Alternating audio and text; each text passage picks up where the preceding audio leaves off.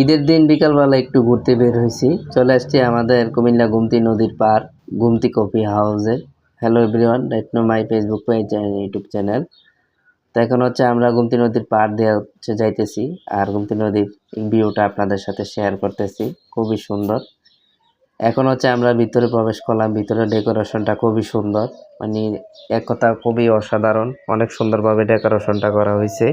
আর সাথে হচ্ছে গুমতি নদীর ভিউটা তো খুবই সুন্দর। এখানে দেখুন কত সুন্দর সুন্দর ফুল লাগিয়ে রাখছে, ভিউটা জাস্ট অসাধারণ। এই যে ফুলগুলা কিন্তু খুবই সুন্দর, এই যে দেখার মতো কিন্তু ফুলগুলা, এই যে ফুলগুলা প্রত্যেকটা ফুলই কিন্তু সুন্দর, খুব সুন্দরভাবে কিন্তু এখানে লাগানো হয়েছে। সবাই কিন্তু এখানে আসছেন কফি হাউসে এসে কিন্তু সবাই সবার মতো করে ছবি তুলতেছেন।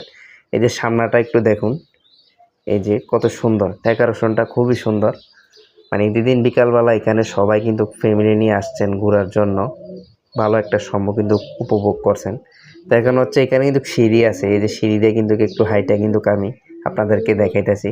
যে ভিউটা দেখেন কত সুন্দর, মানে এক কথা খুবই সুন্দর, কি বলবো, অনেক সুন্দর একটা ভিউ। এখানেও কিন্তু ফুল গাছ কিন্তু লাগানো হয়েছে, আর সাথে হচ্ছে গুমতি নদী। এই যে ফুল গাছগুলা দেখেন অনেক সুন্দর।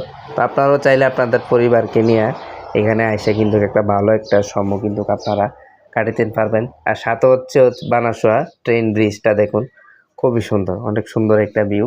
আর এই কফি হাউসে আসলে কিন্তু আপনারা নৌকা চড়তে পারবেন। ঈদের সময় কিন্তু নৌকা অ্যাভেলেবেল কিন্তু পাওয়া যাইতেছে। তো 50 টাকা হচ্ছে টিকিট। তো এইখানে কিন্তু নৌকা চলতেছে দেখেন, মানে অন্যরকম একটা ফিল আপনারা এখানে পাইবেন।